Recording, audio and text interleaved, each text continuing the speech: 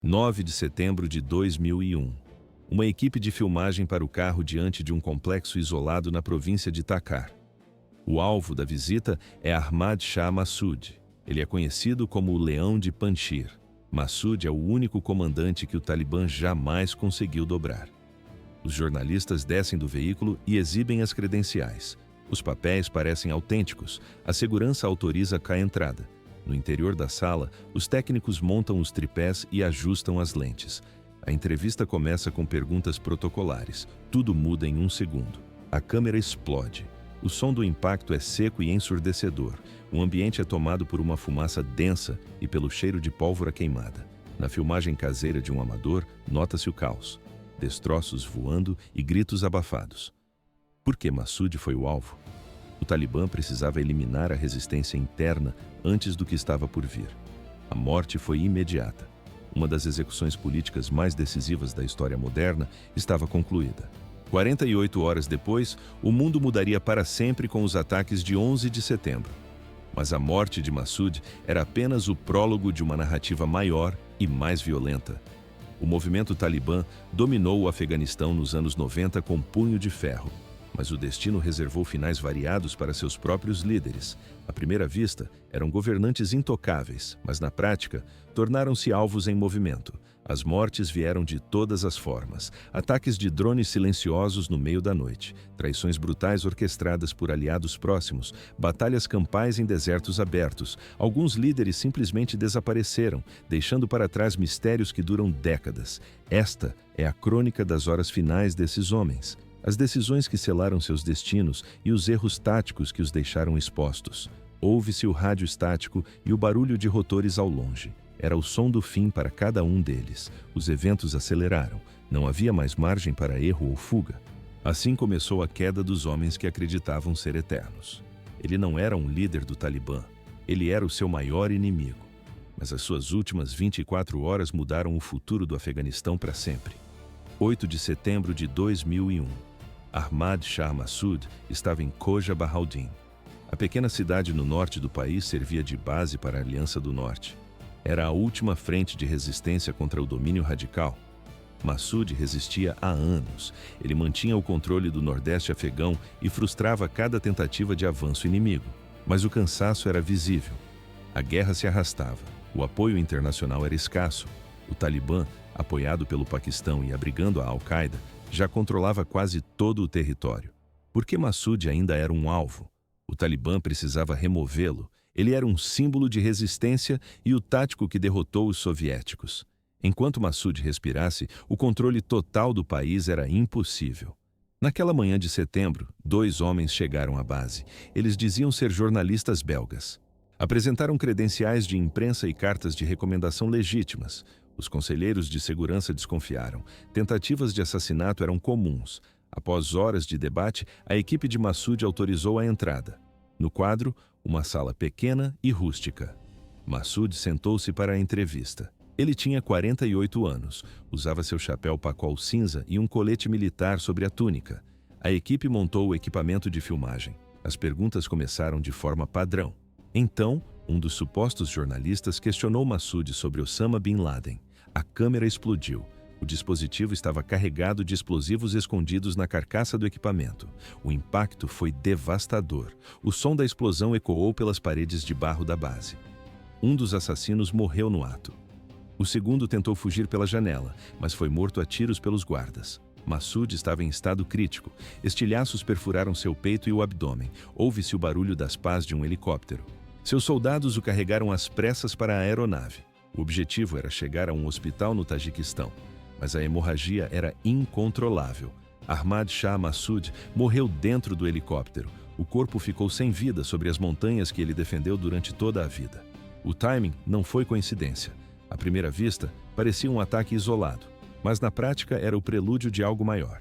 2 dias depois, 11 de setembro de 2001, a Al-Qaeda atacou Nova York e Washington. A morte de Massoud removeu o único líder capaz de fornecer inteligência terrestre contra os terroristas. O plano levou meses para ser montado. Agentes da Al-Qaeda usaram passaportes belgas falsos e esperaram semanas pelo momento certo. Eles estavam dispostos a morrer pela missão. Eles conseguiram. Mas o sucesso do atentado acelerou a queda do Talibã. Em poucas semanas, as forças americanas invadiram o Afeganistão. O regime que abrigou os assassinos de Massoud foi desmantelado. Muitos líderes do Talibã passariam as 2 décadas seguintes fugindo ou morrendo em cavernas. O fim de muitos deles ecoaria a violência do último dia de Massoud. Mas antes de entender essas quedas, precisamos saber quem realmente comandava o Talibã. Assim terminou a resistência de Massoud. 1994. Foi nesse ano que o mulá Mohammed Omar fundou o movimento Talibã. Ele não era um revolucionário comum. Omar era um clérigo de aldeia que lutou contra os soviéticos nos anos 80. Em combate, estilhaços de granada atingiram seu rosto. Ele perdeu o olho direito. Por que um clérigo pegou em armas? O Afeganistão estava em pedaços. Após a saída da União Soviética, senhores da guerra dividiram o país. Omar sentia nojo da corrupção e da violência. Ele reuniu um pequeno grupo de estudantes religiosos. Talibã significa estudantes. O grupo começou em Kandahar. Eles agiram com força, desarmaram milícias e puniram bandidos com rigor extremo. Eles levaram uma ordem brutal para regiões que só conheciam o caos. O movimento cresceu de forma explosiva. Em apenas 2 anos, o Talibã controlava a maior parte do país. 1996, Cabul caiu. Omar tornou-se o líder supremo, o comandante dos fiéis. No quadro visual da época, o país estava sob o domínio de um homem que ninguém via. Omar era recluso. Ele raramente aparecia em público. Existem apenas poucas fotografias confirmadas dele. Ele não governava da capital, mas sim de Kandahar. Ele nunca deixou o solo afegão. Nunca deu entrevistas para estrangeiros. Ele falava através de bilhetes escritos e mensageiros de confiança. Outubro de 2001. Os Estados Unidos invadiram o Afeganistão. O regime talibã desmoronou em semanas. A liderança se espalhou. Alguns fugiram para o Paquistão. Outros sumiram em aldeias remotas nas montanhas. O mundo achou que o movimento tinha acabado, mas Omar sobreviveu. Por 13 anos ele escapou de todas as armadilhas. Os Estados Unidos ofereceram 25 milhões de dólares pela sua cabeça. Agências de inteligência rastreavam cada rastro. Drones vigiavam o deserto dia e noite. Forças especiais faziam buscas em túneis. Mas Omar continuava livre. Ou era o que todos acreditavam. A verdade era bem diferente. Mullah Omar morreu por volta de abril de 2013, mas sua morte só foi anunciada em julho de 2015, mais de 2 anos de silêncio absoluto. A cúpula do Talibã escondeu o cadáver. Eles emitiam ordens em nome de um morto. Usavam a autoridade de Omar para validar decisões políticas. Nem mesmo os comandantes de campo sabiam da verdade. Por que manter esse segredo? O Talibã estava rachado. Facções lutavam por influência. Omar era a única peça que mantinha o grupo unido. Sem ele, o movimento viraria cinzas. Onde Omar deu seu último suspiro? As evidências apontam para o Paquistão, provavelmente em Karachi. Alguns dizem que foi em um hospital. Outros afirmam que foi em uma casa segura vigiada. A causa oficial: tuberculose ou hepatite. Mas o mistério continua. Não existem registros médicos, não há fotos do leito de morte. Ele estava sozinho? Sua família estava presente? Ele sabia que o fim estava próximo? Os poucos que estavam na sala nunca falaram. O que se sabe é o seguinte: os últimos anos foram de declínio físico. Omar pulava de esconderijo em esconderijo no Paquistão. A caçada americana nunca parou. Em 2013, ele estava acamado e sentindo dores intensas. Ele não podia ir a um hospital moderno. O risco de ser identificado era alto demais. Ele sofreu no isolamento, longe do país que governou. A morte foi silenciosa, sem tiroteio, sem ataque de mísseis, sem resistência heróica. Apenas a doença vencendo um homem de 60 anos que passou uma década fugindo. O corpo foi enterrado em uma cova sem identificação. Apenas um punhado de homens sabe onde ele está. A mentira durou 2 anos. Quando o anúncio finalmente veio em 2015, o caos estourou. Exatamente como os líderes temiam. Facções se separaram. Alguns aceitaram um novo líder, Akhtar Mansur. Outros pegaram em armas contra os próprios companheiros. A morte secreta de Omar criou um padrão. Líderes do Talibã passariam seus últimos momentos escondidos, caçados e isolados. Alguns morreriam em explosões, outros simplesmente sumiriam no mapa, mas quase todos morreriam longe dos olhos do público, em circunstâncias que ninguém jamais saberá. Esse padrão permanece vivo até hoje. 2015, o ano em que o mistério sobre o paradeiro de Mullah Omar finalmente acabou. Com a confirmação de sua morte, o comando do Talibã passou para as mãos de seu sucessor, Mullah Akhtar Mansur. Por que a ascensão de Mansur causou tanta divisão interna? A resposta é simples. Comandantes do alto escalão o acusavam de esconder a morte de Omar por 2 anos. Eles acreditavam que Mansur governava através de um fantasma para consolidar o próprio poder. Mansur não era como Omar. Ele deixou de lado o misticismo religioso extremo. Ele era um pragmático. O novo líder entendia de logística, arrecadação de fundos e contabilidade. Ele sabia exatamente como mover dinheiro, como comprar armas e como manter o serviço de inteligência do Paquistão sob controle. Ele não vivia escondido em cavernas. Mansur viajava. Ele usava celulares modernos e tecnologia de comunicação. Isso o tornava um comandante muito mais eficiente. No quadro geral, isso também o tornava um alvo visível. Em 2016, o cenário mudou. Sob o comando de Mansur, o Talibã recuperou territórios vastos no Afeganistão. Eles controlavam mais terras do que em qualquer momento desde 2001. Eles cobravam impostos e instalavam governos paralelos. Em Cabul, o governo afegão perdia terreno a cada dia. Os Estados Unidos observavam a situação com um alerta vermelho ligado. Mansur estava unindo as facções do Talibã. Ele dirigia operações militares vitoriosas. A conclusão em Washington foi curta. Mansur precisava ser parado. Agências de inteligência começaram a mapear cada passo dele. Os agentes descobriram que ele cruzava a fronteira entre o Paquistão e o Afeganistão com frequência. Eles esperaram o erro fatal. 20 de maio de 2016. Mansur retornava ao Paquistão após uma viagem secreta ao Irã. Os motivos eram incertos. Talvez um tratamento médico, talvez reuniões com espiões iranianos. Ele cruzou a fronteira para a província do Baluchistão. A imagem captada pelos satélites mostrava um Toyota Corolla prata. No veículo estavam Mansur, um motorista e outro passageiro. Eles seguiam por um trecho isolado de uma rodovia perto da cidade de Ahmad Wal. O ponto ficava a 130 quilômetros da fronteira afegã. O carro era rastreado em tempo real. A inteligência americana confirmou a identidade do alvo. A ordem de ataque foi enviada. 3 horas da tarde no horário local. Um drone MQ-9 Reaper disparou mísseis Hellfire contra o Corolla. O primeiro projétil atingiu o teto do carro em cheio. Houve-se o som da explosão massiva. O veículo se desintegrou instantaneamente. Um segundo míssil foi disparado logo em seguida para garantir a destruição total. Os 3 ocupantes morreram no ato, mas confirmar a morte de Mansur não seria rápido. O ataque aconteceu em solo paquistanês, uma zona de soberania estrangeira. As autoridades do Paquistão reagiram com fúria. Os Estados Unidos haviam operado em seu território sem autorização. No início, o governo paquistanês negou que o corpo entre as ferragens era o do líder do Talibã. Aqui a história de Mansur foi interrompida. 21 de maio de 2016. Esse foi o dia em que a sorte de Akhtar Mansur acabou. O veículo em que ele viajava não foi apenas atingido, ele foi obliterado. Sobrou apenas um amontoado de metal retorcido e fumaça negra no meio do deserto. Como confirmar a morte no meio dos destroços?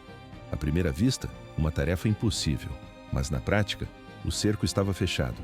Interceptações de inteligência captaram as primeiras comunicações do alto escalão do Talibã. O tom era de pânico. Fontes internas confirmaram o que os radares já sabiam. Na filmagem técnica, nota-se: equipes forenses recolhem fragmentos de tecido biológico entre as ferragens. O DNA não mentia. Em poucos dias, o Talibã admitiu a derrota. Mansur estava morto. O grupo nomeou rapidamente um sucessor, Haibatullah Akhundzada, mas o impacto foi além da sucessão. A morte de Mansur mudou a rotina dos líderes extremistas. Mullah Omar morreu de doença, escondido em um quarto escuro. Mansur morreu de forma violenta. Ele foi caçado por tecnologia militar americana de última geração. O recado foi direto. A cautela não garantia mais a sobrevivência. A operação trouxe segredos à tona. Entre os destroços, encontraram um passaporte paquistanês com um nome falso. O documento mostrava diversas entradas no Irã. Isso provava que Mansur se movia com liberdade entre as fronteiras. Mais do que isso, sugeria que oficiais do Paquistão facilitavam suas viagens clandestinas. O último dia de Mansur começou de forma comum. Ele acordou em algum lugar do Irã. Organizou seus pertences, preparou a viagem de volta ao Paquistão. Ele entrou em um carro acompanhado por 2 homens. No quadro, o veículo segue por uma estrada deserta. Mansur se sentia seguro. Ele já tinha feito aquele trajeto outras vezes. A rota era familiar e o terreno era isolado. Ele não sabia que a inteligência americana o monitorava desde o Irã. Ele não sabia que seu carro estava marcado. Ele não sabia que um drone já sobrevoava a zona de ataque. Em uma sala de controle a milhares de quilômetros dali, o silêncio era total. Operadores observavam cada movimento através de câmeras de alta resolução. O alvo estava centralizado na tela. A última hora de vida de Mansur foi monótona. Ele era apenas um passageiro em uma rodovia empoeirada. Provavelmente discutia negócios do grupo com seus companheiros. Falava sobre futuras operações e sobre o poder que havia consolidado. Ele acreditava na vitória. Ele nunca viu o míssil. A morte chegou sem aviso a 800 km por hora. Em um segundo, ele planejava o futuro. No segundo seguinte, ele e seus acompanhantes deixaram de existir. O ataque foi um sinal claro para a liderança do Talibã. O Irã não era um refúgio, o Paquistão não era um escudo. Rodovias remotas não eram esconderijos, os americanos encontrariam o alvo e o fim seria súbito e brutal. Mas a eliminação de Mansur não parou o movimento. Seu sucessor se mostrou ainda mais cauteloso e igualmente eficiente. A caçada continuou, exigindo métodos de vigilância cada vez mais caros e complexos. Nem todos os líderes operavam à luz do dia.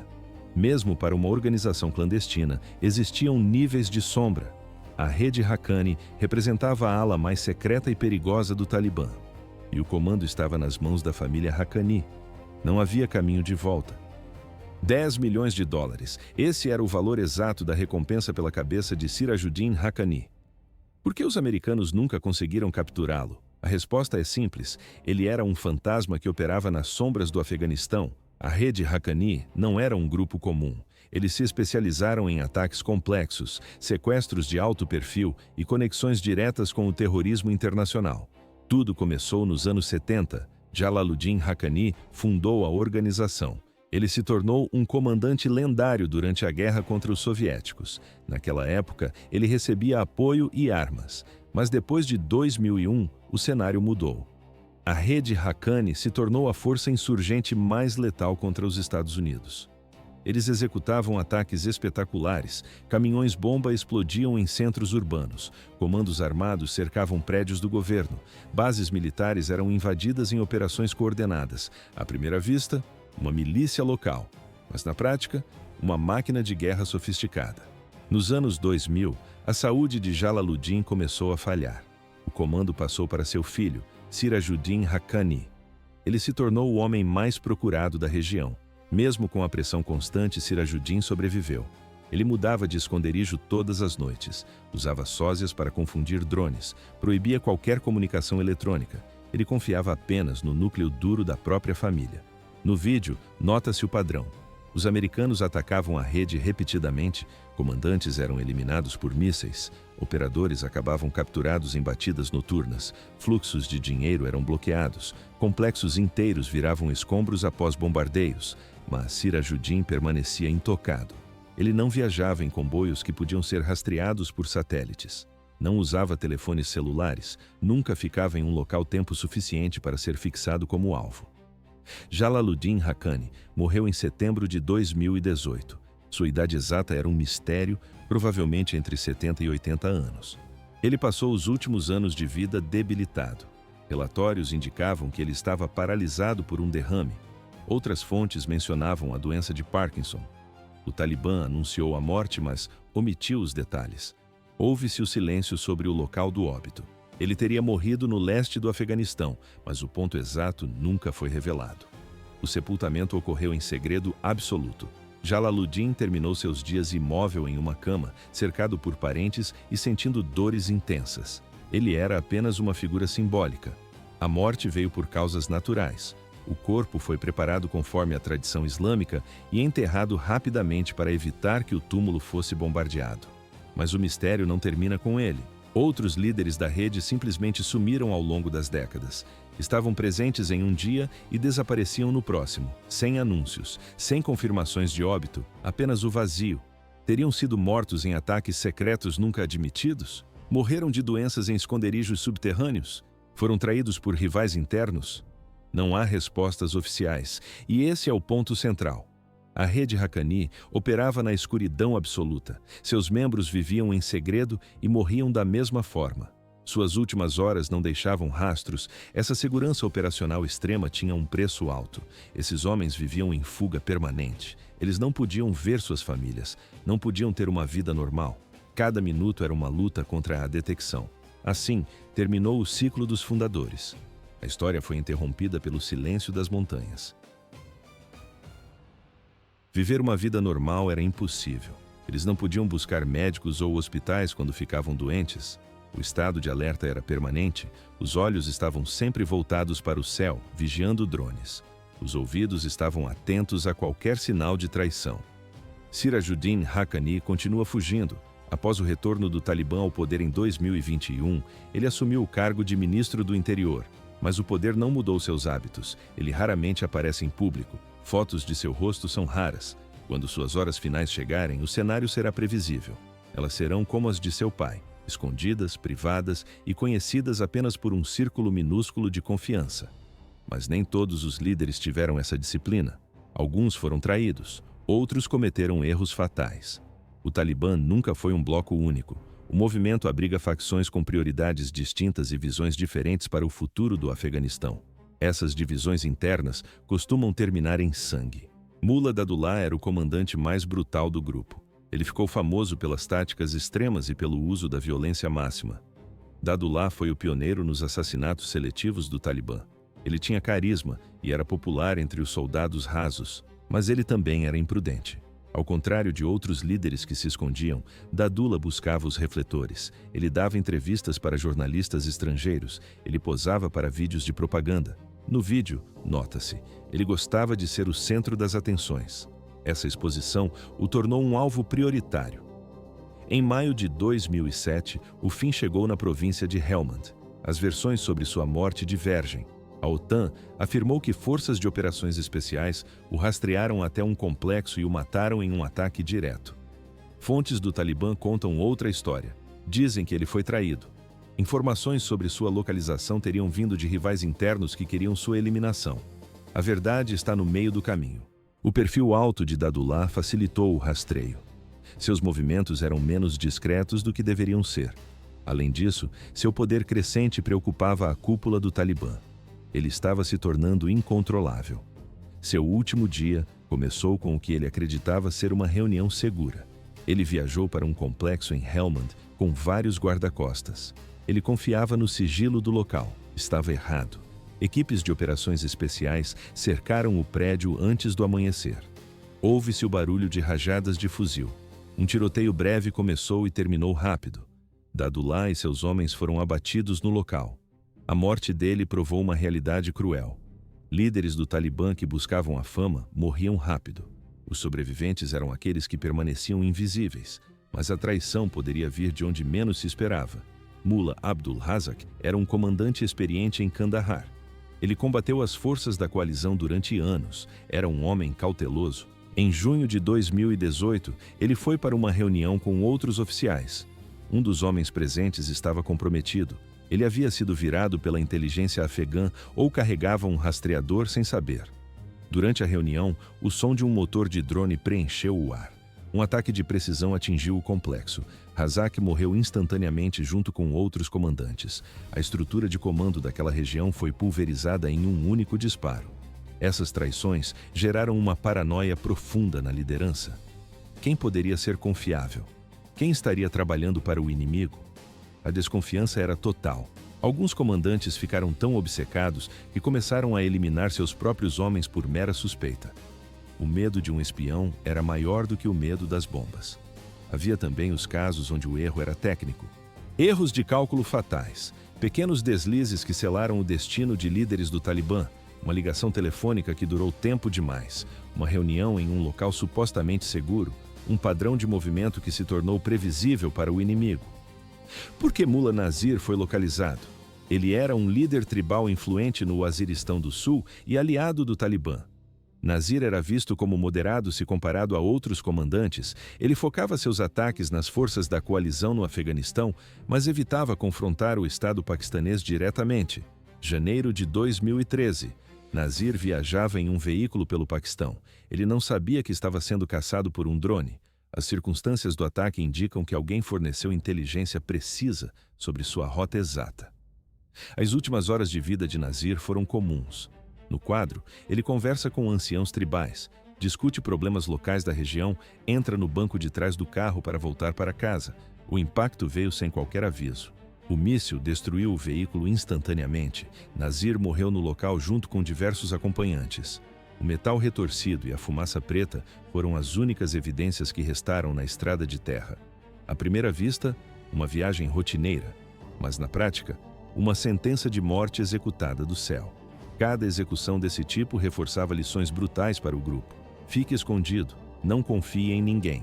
Assuma que você está sendo vigiado 24 horas por dia. Evite qualquer tipo de rotina. Os líderes que sobreviveram por mais tempo foram os que seguiram essas regras à risca.